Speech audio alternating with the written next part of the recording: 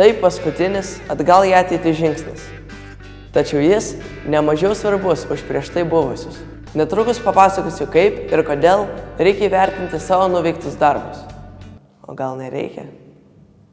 Baigiantis projektui yra labai svarbu su pasiektais rezultatais supažindinti tiek mokyklos, tiek ir jūsų vietos bendruomenę. Mano siūlymas būtų padaryti aiškią prezentaciją, kurios metu jūs pristatytumėte, ką nuveikite ir ką pasiekite. Prezentaciją galite daryti mokykloje, galite daryti kultūros namuose ar netgi savivaldybėje, priklauso kokio masto bus jūsų projektas. Tai šioje vietoje yra 3 esminiai klausimai. Pirmas, ką aš pamačiau, nuveikiau ir padariau, ką mums kaip komandai pavyko pasiekti. Antras, ką mums visą tai reiškia? Ką iš tikrųjų mums patiems ir mūsų aplinkai davė tas nuveikimas ir tas rezultatas. Ir trečias dalykas, ką mes su tuo galime daryti ateityje. Mes turėtume veikti kartu ir kurti tokį didžiulį tinklą.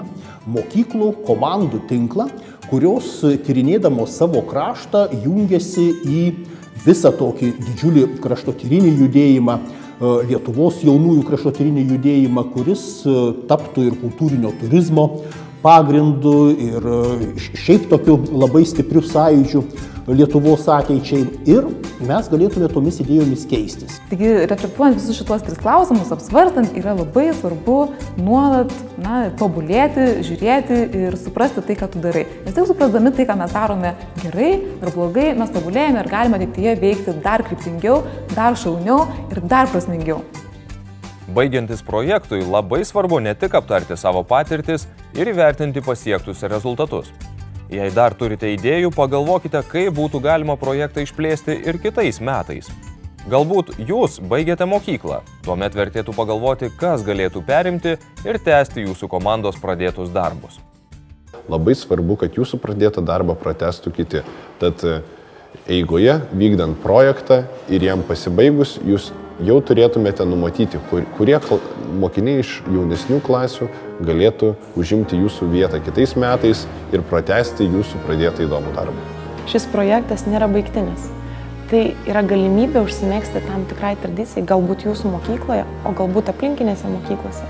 Galbūt baigę šį projektą galite pakviesti jaunesniuosius mokinius prisijungti. Galbūt jūs galite pradėti kurti savo mokyklos žemėlapį, kiekvienais metais atrasti vis kitą objektą. Galbūt po 10 metų jūs galėsite sugrįžti ir mokyklą ir pamatyti, kas jau yra nuveikta.